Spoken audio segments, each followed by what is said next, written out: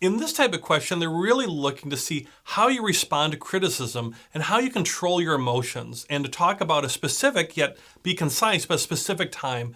And that's something that a lot of people really mess up with this question, where they just give broad, general answers. Think about specific time. That's what the question's oriented about. Tell me about a time.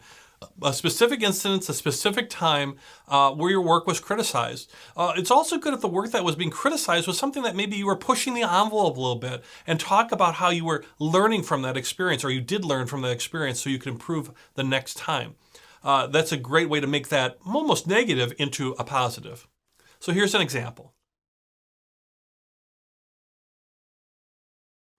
Well, I remember a time, I come with lots of ideas, and my manager was really interested in hearing a lot of my different ideas. And so I came with an idea on how we could increase our sales and profitability, really by calling on some new customers, a new customer type.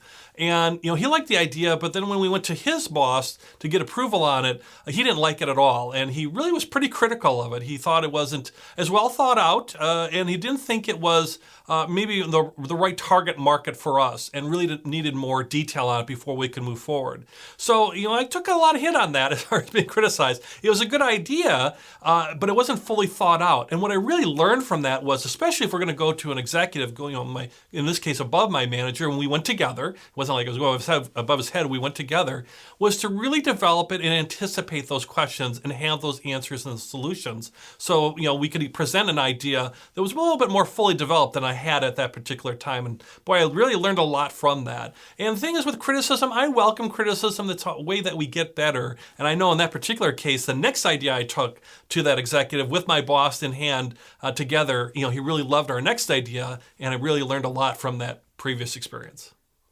So you can see, turn that negative into a positive, and what have I learned from it? And understand criticism, hey, it's part of being a professional. No big deal.